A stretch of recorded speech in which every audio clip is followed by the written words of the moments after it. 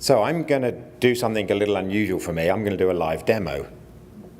Demo's in quotes, and you'll see why in a little bit. So, fiction mirrors reality. I normally draw fiction, but I've been doing a lot of public art recently, and they tend to want more real things if you're going to put a map in a building that's somewhere. So I'm going to try and cover both, and I've got an extra slide, which is my shirt. So always get extra slides in. So I draw fiction a lot of the times, but they're based on reality. So there's an awful lot of research that goes into maps I create. I can't create somewhere that's plausible unless I've studied reality. So sometimes 2 to 3 weeks of research. So these are 2 examples that you're going to memorize because I'm going to come back to them later. Got that? Okay. And because it's a mapping demo, and hopefully this works, here's the backup in case the demo goes wrong. Because everyone else has been doing video and then saying, look, no hands. I'm switching over to this mic. And I have an assistant in the front row who's going to click for me at some point. Because look, I'm going to draw. All right. I raised it so you could see it. I didn't raise it so it would be easy for me to draw. I might be standing on a chair in a minute. So I would start drawing a map. God, this could take ages. How long have we got? Here's one I did earlier. Sorry, speaker. Okay, so where's that? It's not Louisville. It's upside down if it was Louisville. So what I'm going to talk about now is something that's referenced on that is the highway that goes through it. In doing research for this, I got more surprised than I thought I could get at demolition. Why is demo in quotes? This is a city in the 1950s. What did they do?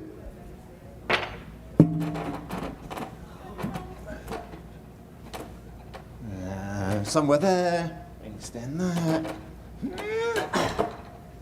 You think that's enough room for some highways?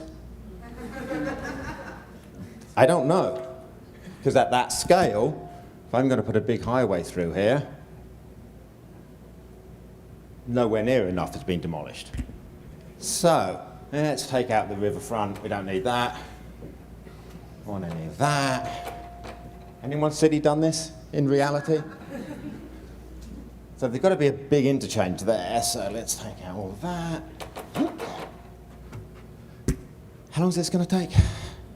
So I'm not going to do it fully. This is not going to be my best hand-drawn map. I'll just do it really ugly. This is not like me at all. But I want to tell you a bit about how I create interchanges. Because in my head, I drive them. So, actually this is a bridge, so it's going to go over that. So let's extend this over. This is the worst map I've ever drawn. So now the ramps. So I literally imagine, I'm British, so I have to convert. I'm on the right-hand side. Well, that's an easy ramp. But now I've got little room because of proximity to the water. Well, I can do that for that one. Okay, so now I've gone straight, right, left. So I can do that. Well, now I've not got enough room to go over there, so I've got to take him round underneath there. Go there, do that, do that, do that. Where have I not gone? Can't go southbound. So how much more land did I need? A lot more than I first thought. So that initial swath of let's demolish a bit of a city didn't demolish anywhere near enough. I don't know if I'll use my assistant. So that's what it started like. And I'm backing up my fiction with reality. So this is Department of Transport data, which I think is pretty conservative. This is in the US, 750,000 homes. It's 1 million people. 57 to 77. How many of your cities have demolished since then? So this is covering urban renewal, eminent domain, highway construction, federal highways, federal housing. So this fiction that I created, like that, I didn't plan to talk about demolition when I drew this map. But what I realized is We look at maps of cities now and they look correct. They look normal. We are used to seeing the city sliced apart, but we don't think of it as that. That's just where the highway is. So for this, that's all the roads that were demolished. So when you start putting back in the grid that was there, you start seeing how much was destroyed to make something that looks normal. And that actually disturbed me when I was doing the research for this. I thought this looked pretty. Those roads aren't that intrusive. Why was this one curved around this neighborhood? Anyone want to suggest? This was a white neighborhood. So even in my fiction, I've got who lives in these places. So I've got some examples to back up my fiction. I might draw this a bit better later because that annoyed me. Birmingham, Alabama, so I'm not picking anywhere in particular. So they use zoning maps from the 1920s. Nashville. I don't have to read all these out. These are statistics that I was going to show while drawing, and I might. So if you live in any of these places, a lot has been destroyed. So this is a zoom in on the other map. You know, it's a nice, pretty orbital road around the downtown, but how much was destroyed to make it? And this was my test in my studio at home, and what I realized was that looks perfectly normal, but it's the same place. How much was destroyed? You don't really get a sense for how much was destroyed until you start comparing, particularly 1950s onwards. So, why did we get here? 1956, basically, federal government said, here's loads of money. One story I learned that in Montgomery, Alabama, Ralph Abernathy's house was deliberately targeted and quoted by the state DOT to be destroyed. They rerouted I-65 to hit his neighborhood and take his house out. If you don't know who he is, contemporary of Martin Luther King, and worked with him on a lot of civil rights stuff. And a bizarre twist, my dad organized an international conference with Ralph Abernathy many years later. So I take that one slightly personally. This was a statistic that I found really hard to find. How much inner city land is taken up by highways? Because you can get land use. People do a land cover of how much of an urban area is taken up by roads. In some cities, it's 40 to 50% of your city infrastructure is paved roadways, not including parking lots. So this is just highways. 22,000 square miles is all the roads inside cities. So how much of that is highways? 1,520 square miles. Who can visualize how much land that is? I couldn't. So I figured out how much it was in acres, or how much it was in multiples of Los Angeles. Los Angeles is a pretty big city. So the amount of urban highway pavement would cover Los Angeles 3 times. To me, that's a massive amount of land.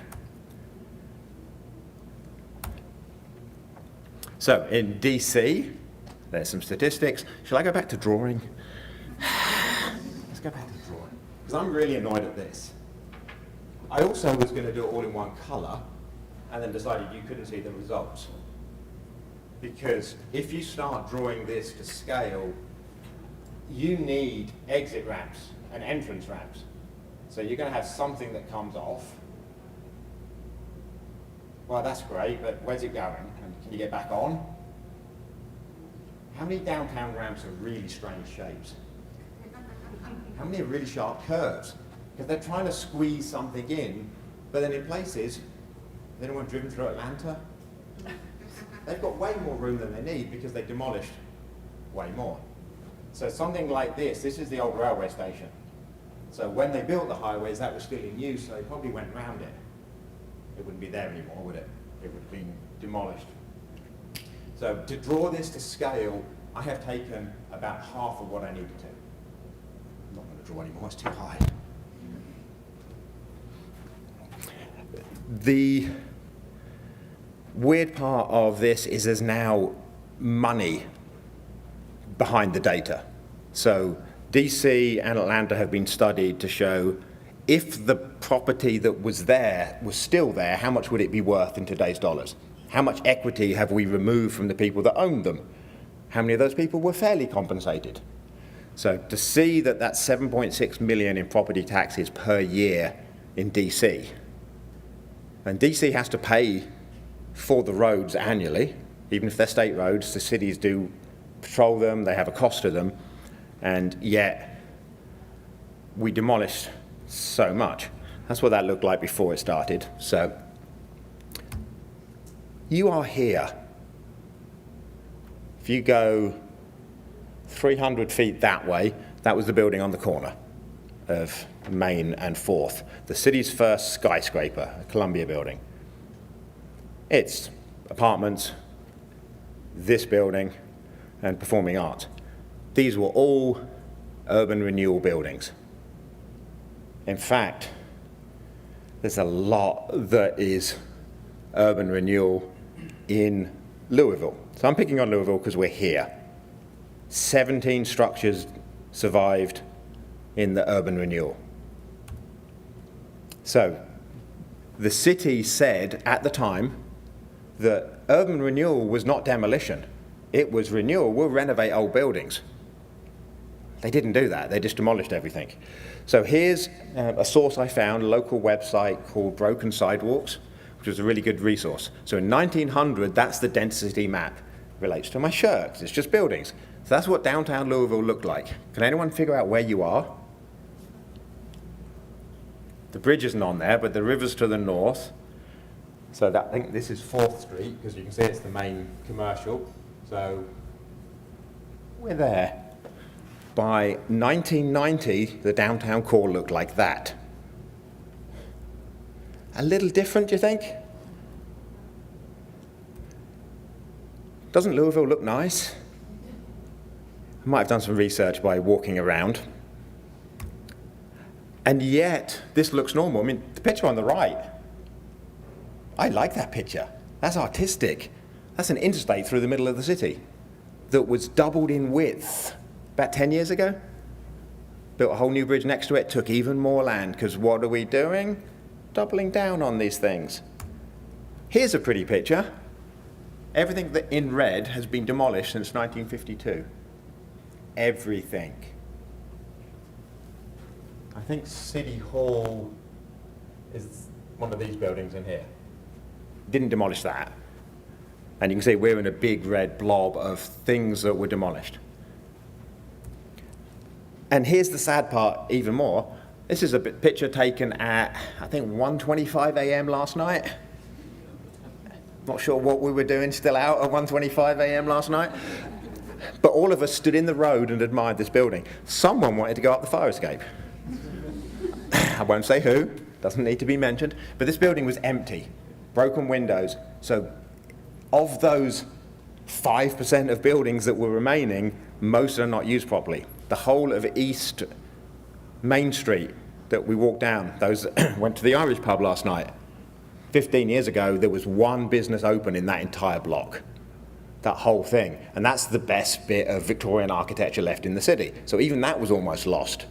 So Louisville has, what's the word? Self-destructed?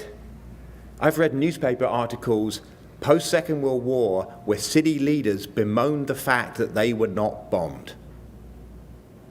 I haven't quoted that directly, but I butchered it. But they are saying, oh, if only we'd been bombed, we could have rebuilt.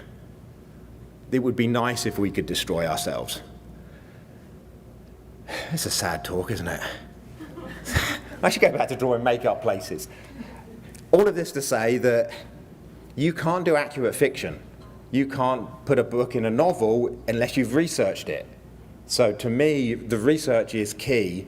And I was going to do a much nicer job of drawing that map and take a picture of it and put it on my website, but that's horrible. So that's not my best work.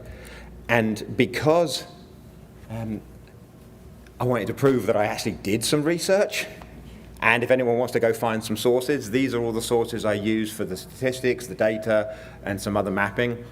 If you're not familiar with Segregation by Design, it's an absolutely amazing website. It's an architect who lives in Palm Beach, Florida, but he does animated maps of showing what's being destructed by highways predominantly, and there's an awful lot of sad maps on it.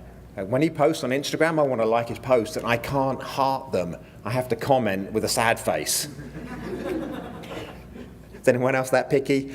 If it's not like, I can't heart it, but I want to support them. I've also included this, I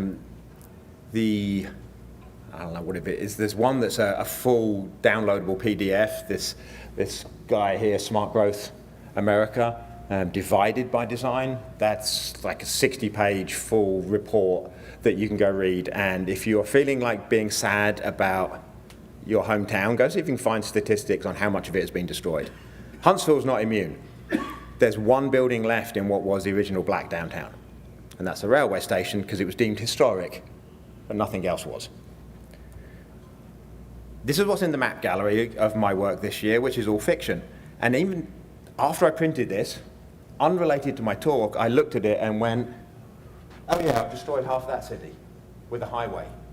Because to draw a map set today, you have to have a highway through a city in America. Otherwise, it's not realistic.